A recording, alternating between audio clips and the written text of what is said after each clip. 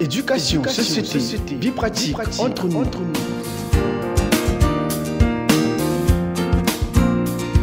Votre émission, on parlera toujours.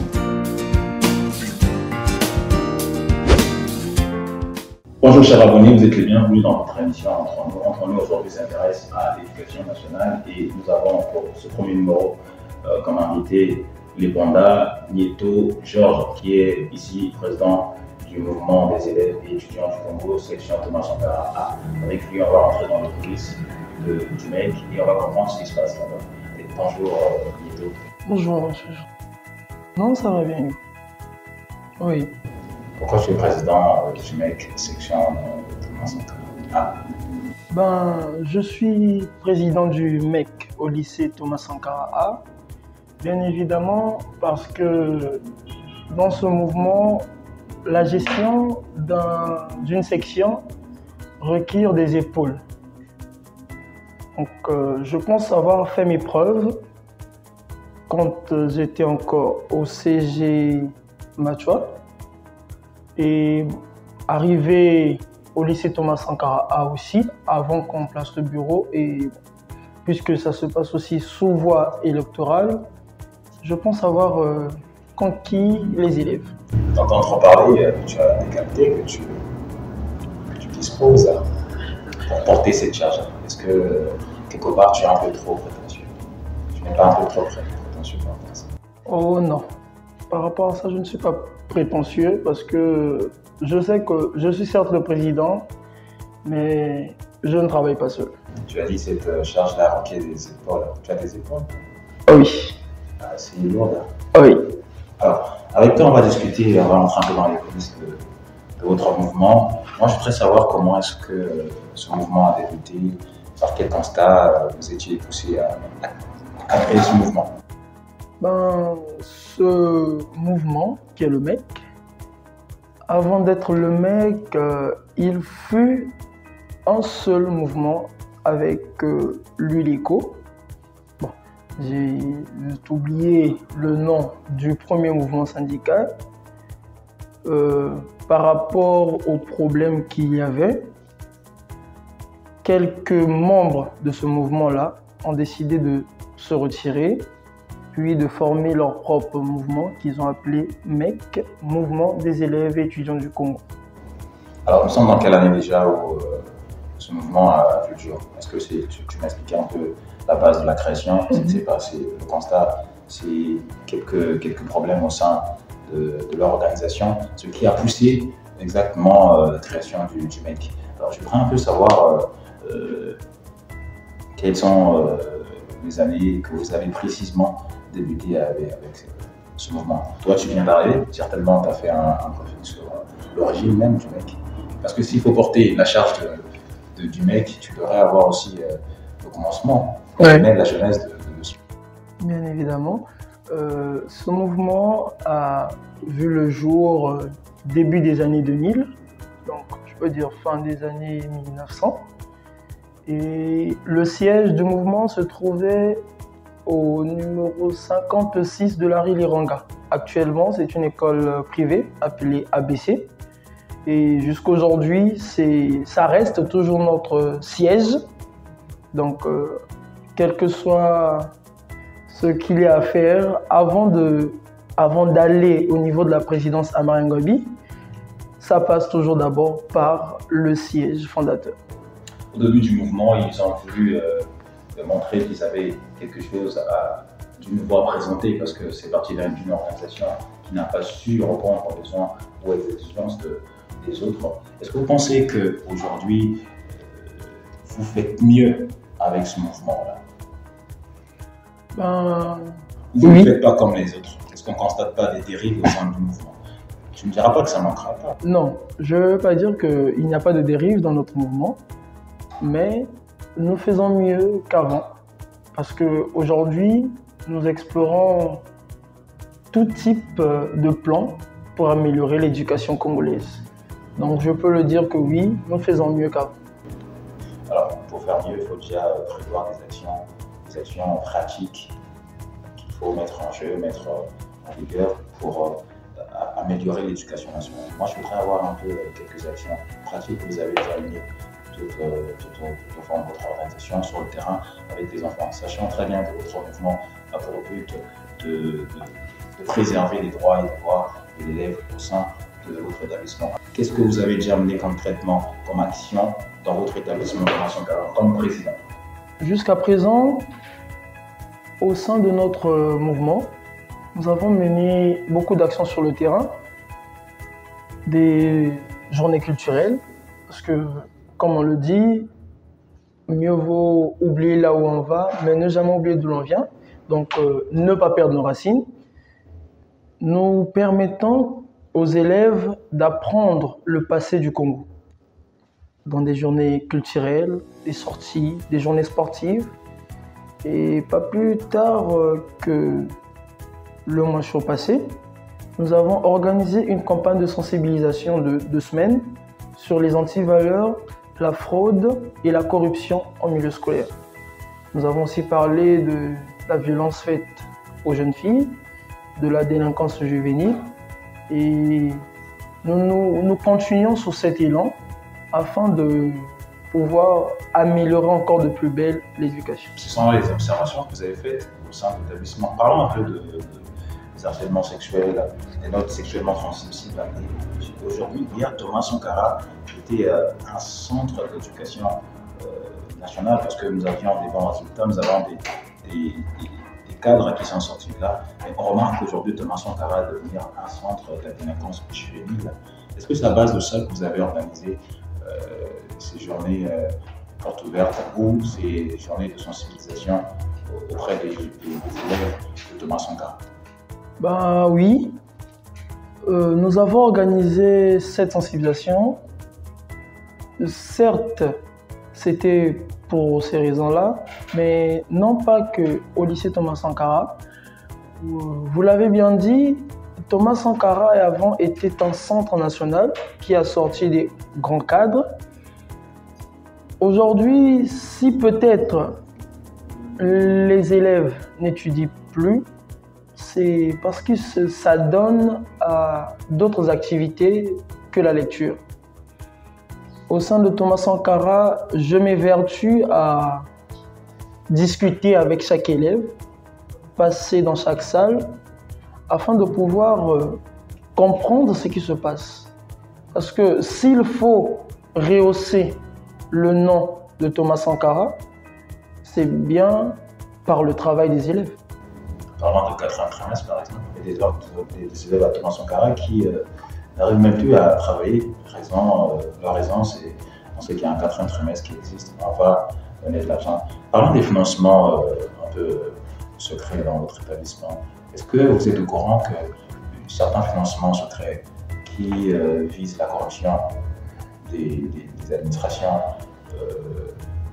de Thomas Sankara ou qui même détruisent les administrations de Thomas Sankara, vous êtes au courant que l'action que vous avez déjà menée? Avez-vous un œil sur l'administration en général de l'établissement?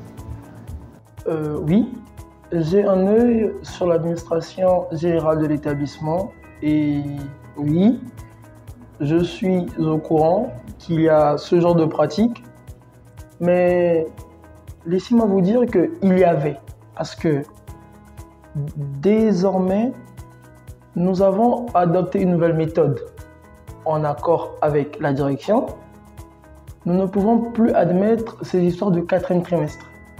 Parce que si nous admettons le 4e trimestre pour un élève de la seconde, de la première, mais pour celui de la terminale, en fait. Est-ce que dans votre mission, vous luttez aussi contre la corruption? Bien évidemment. Oui, nous luttons contre la corruption au milieu scolaire. Parce que déjà, si un élève arrive à corrompre un enseignant à l'école, quand il sera à l'examen, il ne va pas trouver ça difficile. Il va se dire que c'est la routine. Je n'ai qu'à sortir un peu d'argent et je pourrais passer. Or que c'est ce qui faillit à l'éducation. Vous étiez en mai dernier, 2023, vous avez pris attache avec le général Négué sur la délinquance juvénile. Qu'est-ce qui a été dit tout au fond de votre assise? Bon, Pour notre entretien avec le général Dengue, on a eu quelques contretemps, vu son planning. Donc, on a été rabattu vers le directeur départemental de la police, M. Edgar Nguesso. Et ben, ce qui a été dit, c'est... En fait, ce que le général voulait, c'était discuter avec nous afin qu'on trouve une solution pour ce genre de problème. La délinquance juvénile en milieu scolaire est devenue un fléau qui, de jour en jour, prend plus d'ampleur. Donc, il a voulu discuter avec nous afin que l'on trouve par quels moyens pouvons-nous stopper tout cela. Et nous, selon les idées que nous avons proposées au directeur départemental de la police, c'est qu'il y ait des unités de défense au sein des établissements. Donc, à côté de Thomas Sankara, vous avez un petit commissariat. Oui, nous avons un petit commissariat, c'est ça en fait. C'est insuffisant, vous réussissez à avoir des policiers à l'intérieur de l'établissement? Non, nous ne voulons pas avoir des policiers à l'intérieur de l'établissement. Ce que nous voulons, c'est quoi? On a un commissariat, oui. Le lycée de la Révolution a un poste de la gendarmerie. Et juste à côté de Savon-Lyon, il a la gendarmerie nationale, certes. Mais ce n'est pas dans tous les établissements qu'il y a des postes. Donc vous sollicitez qu'il y ait aussi, qu'on double les postes de contrôle, de défense, c'est-à-dire des commissariats. Est-ce que vous pensez que ce commissariat n'arrive pas vraiment à mettre à la main dessus ou à gérer cette situation? Non. Le commissariat... Parce qu'au-delà de votre travail de sensibilisation, vous avez aussi besoin d'un appui de la police. Vous étiez voir. Oui, mais bon, c'est comme je l'ai dit, notre commissariat Thomas Sankara A fait bien son travail, mais il y a un problème d'effectif. C'est ce qu'en fait nous avons déploré auprès du général. Aujourd'hui, nous sommes syndicalistes, mais nous ne sommes pas représentants de la force de l'ordre. Nous avons des limites. Par exemple, lors des bagarres entre les élèves, il y a des jets de pierre, des bouteilles et autres. Un syndicaliste est premièrement un élève. Et en tant qu'élève, il a des droits. Et ce n'est pas un représentant de la force de l'ordre. Quand il est arrivé plusieurs fois que plusieurs syndicalistes ont été arrêtés au moment où ils essaient de stopper ces bagarres. Ils ont été embarqués dans la foule et on a dû se débrouiller par toutes les manières de les faire sortir pour faire comprendre que leur but était de stopper cette émeute-là. Mais bon, puisque nous n'avons pas l'accréditation en tant que de représentants de la force de l'ordre ou bien un truc du genre. Vous êtes là pour défendre les droits et devoirs des élèves. Allez, parlons un peu des droits et devoirs des élèves. Nous avons constaté qu'il y a des harcèlements vraiment sexuels, des abus sexuels au sein de l'établissement Thomas Sankara. Les surveillants, par exemple, allaient un peu plus loin avec leur surveillance, déchirer la tenue des filles, couper leurs cheveux. Est-ce que c'est permis, vous, en tant que membre, président du MEC, vous permettez ces pratiques-là? Malheureusement, non, je ne les permets pas. Parce que, certes, une fille peut venir avec des mèches, qui est interdit dans le règlement intérieur de notre établissement, mais aller à l'arracher ses cheveux, cela, je ne le cautionne pas. Parce qu'en arrachant ses cheveux, je vous rappelle que c'est la tête, c'est son cuir chevelu. Et quand vous tirez ces mèches-là, vous tirez aussi une part de ses cheveux. Et si après, il y a un problème, vous n'allez pas arriver à répondre. Parce que l'humiliation, le mauvais traitement, les sévices que nous connaissons dans l'établissement sont à regretter aujourd'hui. Thomas Sankara, comme j'avais dit, était un établissement qui était l'image du côté nord.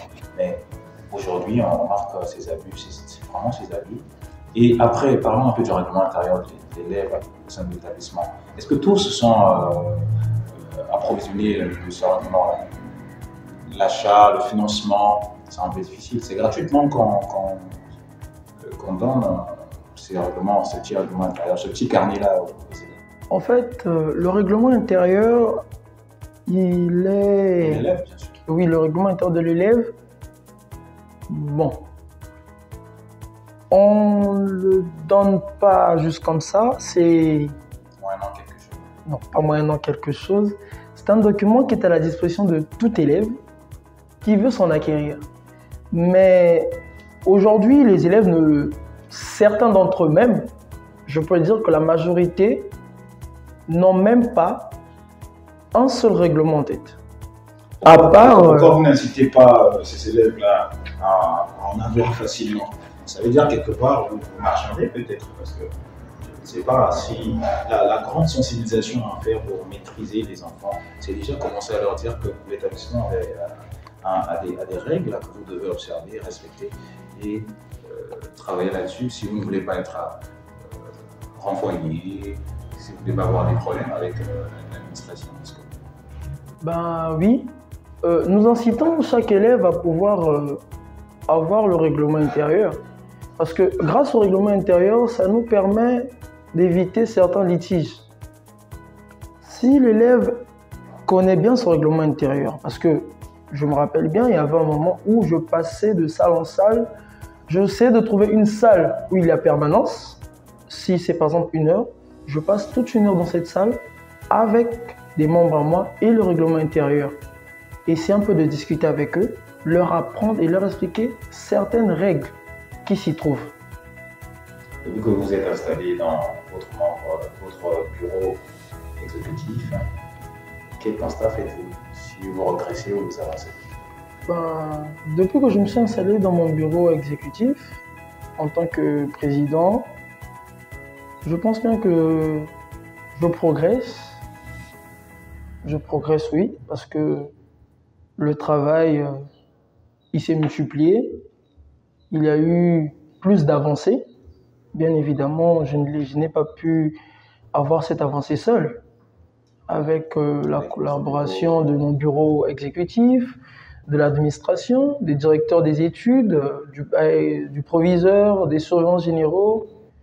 Donc, grosso modo, de tout le personnel éducatif et nous, les syndicalistes, nous avons travaillé ensemble, main dans la main, afin de faire évoluer les choses au moins à 10%.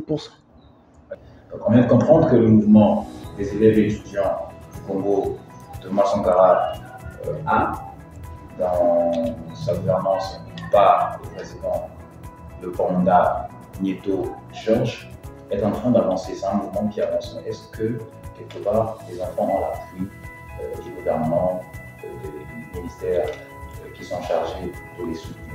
Donc je reviens avec Georges. Est-ce que vous êtes soutenu par des ministères en charge? Bien évidemment, nous sommes soutenus par les ministères en charge. Déjà, le MEC évolue dans tous les enseignements, que ce soit technique, au niveau technique et au niveau secondaire. Nous sommes soutenus par le ministère de l'Enseignement supérieur, le MEPSA, le ministère de l'Enseignement technique et professionnel. Donc, oui, nous sommes soutenus par nos dirigeants parce qu'aujourd'hui, le MEC n'est plus le MEC d'avant. Parce qu'avant, nous nous limitons juste au niveau des établissements. Avant, nous n'avons pas assez d'accréditation, mais aujourd'hui... Vous devenez un partenaire direct de ces ministères. Voilà. Alors, qu'est-ce qu'ils ont déjà fait concrètement depuis que vous avez commencé? Depuis que nous avons commencé, ce que les ministères des enseignements... Parce qu'un partenariat sous-entend des actions, des paris.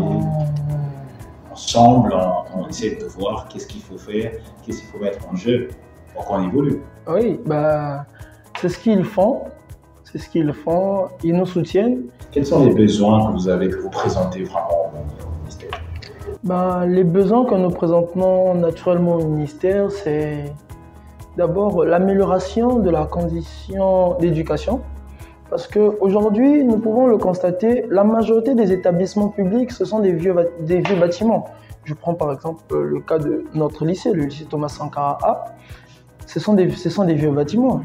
Parce qu'il y a plusieurs personnes. Je peux prendre par exemple le cas des premiers bacheliers du lycée Thomas Sankara. Je prendrai l'exemple du directeur de la télévision nationale, M. André Andélé. Il fait partie des premiers bacheliers du lycée Thomas Sankara A. Mais imaginez-vous un peu que depuis sa création à aujourd'hui, ces bâtiments n'ont pas été réfectionnés. Et vous voudrez que ce soit comment le lycée de la Révolution? Le lycée de la Révolution a un autre schéma. Le nôtre, ce que je souhaiterais, c'est qu'il soit réaménagé au fait. Parce que les balcons sont devenus très fragiles. Il peut y avoir incident parce que les élèves sont souvent en masse sur ces balcons-là. Les escaliers ne sont plus tout neufs. Les grilles des fenêtres aussi se décollent. Les conduits non, pas d'aération. Les conduits d'eau, les tuyaux sur le toit, là, ils sont pratiquement bouchés. Il y a de l'herbe qui pousse. Bon. Nous nous battons à essayer d'assainir les choses. Vous pensez que Thomas Sankara a assez d'espace pour mettre d'autres bâtiments ou élargir ces bâtiments? C'est possible. Bon, Thomas Sankara A, je vais vous le dire, n'a pas vraiment la superficie pour élargir ou même ajouter encore. Bon, peut-être un bâtiment, oui. On peut ajouter un bâtiment encore, mais pas plus. Bon, non seulement ça, je voudrais aussi demander... Jusque-là, on apprend qu'il y a des enfants qui s'essayent pratiquement. Non. Dans notre établissement, aucun élève ne s'assoit par terre. Tu as fait comme ça? Ah oui, parce que chaque jour, je passe avant... Si je sais que j'ai pas encore cours, je passe dans chaque salle. Je vérifie et aucun élève ne s'assoit par terre. Parce que nous avons, même s'il y a un manque de bancs dans n'importe quelle salle, nous avons des tables bancs en réserve. Donc il est impossible chez nous qu'il y ait un élève qui s'assoit par terre. Cela renvoie au grand travail de l'État, un grand travail du gouvernement. Le gouvernement fait le travail qu'il faut. Il faut avouer que depuis un certain temps, vous avez de plus en plus l'amélioration du secteur de l'éducation. Et ça, nous disons un gros chapeau au gouvernement qui ne cesse de valoriser son côté, de valoriser le côté éducatif. Et je pense que c'est le pilier même du changement, c'est le pilier des renouvellements et l'intelligence. Donc nous avons besoin aussi que vous continuiez à faire ce grand travail-là, vous, le gouvernement qui vous suivez, à continuer à faire ce travail. Et vous avez votre représentant qui vous jette des fleurs quelque part suite à votre travail au sein des établissements, des écoles publiques. Alors, Georges, nous voulons quand même que vous nous dites clairement ce que vous souhaitiez, ce que vous souhaitez des prochains jours qui arrivent, comment vous voulez qu'on améliore un peu les conditions et quelles sont vos actions pour qu'on vous soutienne. Ce que je souhaite, c'est que nous puissions, si possible, avoir un entretien avec Monsieur le ministre de l'Enseignement secondaire, Monsieur Jean-Luc Moutou, afin que nous étudions un peu le point de vue de l'éducation nationale. Parce que j'ai pris mon temps et j'essaie un peu de voir le taux de l'éducation au Congo n'est pas vraiment celui qui était avant. Voilà, il faut dire ça, c'est celui qui était avant, parce que Oui. nous avons quand même un beau taux. Voilà, l'éducation, parce qu'aujourd'hui, l'éducation est la chose primordiale qui doit être disponible à tout le monde. Je prends l'exemple des villages qui sont enclavés. L'amélioration des routes permettrait à affecter encore plus d'enseignants et reprendre, si possible, l'ancien système qu'il y avait de préparer à manger à l'école. Moi, je dirais aussi, c'est un conseil que je donne. Il faudrait bien que vous ayez déjà en théorie planifié toutes ces choses. Vous les mettez sur un papier et vous allez, le jour que le ministre dira bon, oui, l'audience doit avoir lieu, vous avez quoi? Donc, préparez tout ça. Après, on remarque que le travail du mec s'arrête pendant la scolarisation, pendant la période de la scolarisation. En vacances, vous n'avez aucune action pour vous mener. Bah, Parce que l'enfant que vous avez dit va à l'école, cherche à trouver, à être conscient de ton éducation, mais en vacances, il pourra apprendre ses habitudes. Qu'est-ce que vous faites concrètement aussi en vacances pour maintenir cet élan-là du mec? En vacances, pour maintenir l'élan du mec, nous conseillons les élèves à, si possible, intégrer des centres de formation, par exemple, des centres d'encadrement, puis-je dire, parce qu'on dit qu'on n'arrête jamais d'apprendre. Ce n'est pas dit que si tu es en vacances, oui, tu es au repos, tu as eu 9 mois à l'école, tu dois te reposer, certes, mais tu peux aussi aller dans un centre d'encadrement. Ça va te permettre d'évoluer encore plus. Au-delà d'être un mouvement syndical, vous devez aussi être un mouvement d'orientation, orienter les enfants et permettre de pouvoir avoir d'autres possibilités. Parce que c'est vrai que les enfants là font des séries qu'ils ne maîtrisent pas, mais si demain on essaie de voir leur potentiel et de les orienter, par exemple, dans un cursus un peu plus correct, un peu plus sur mesure, pour les permettre de ne pas traîner à la fac. Parce que nous remarquons parce que nous sommes pratiquement peut-être à la fin de notre émission, nous ne pouvons pas aborder ce point. Dans un prochain numéro, on pourrait aborder ce côté orientation, parce que vous devez faire vraiment ce travail-là. Nous remarquons que notre université est remplie des gens qui ne savent pas pourquoi ils sont arrivés là. Alors, nous sommes arrivés à la fin de notre émission, notre discussion. Quel message tu pourrais adresser à tes chers élèves dans le mouvement, bien sûr? Le message que j'aimerais les adresser, c'est de travailler. J'aimerais adresser ce message à tous les élèves de la nation congolaise. Ne vous relâchez pas, remettez-vous au travail parce que c'est dans le travail qu'on arrive à faire des grandes choses. Aujourd'hui, nous sommes tous en congé, certes, mais nous pouvons aussi nous permettre de prendre des cours particuliers dans les centres et même sur les réseaux sociaux. Il y a des applications qui nous permettent d'apprendre. Je conseillerais peut-être d'avoir des applications de quiz qui vous permettraient aussi d'élargir votre connaissance en culture générale.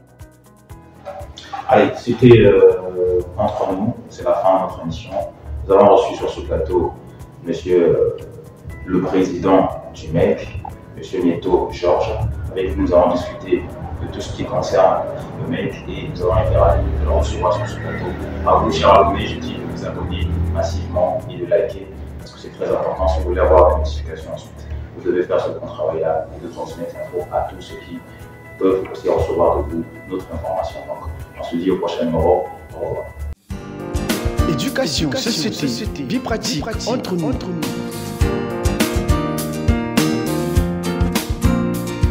Votre émission, on parlera toujours.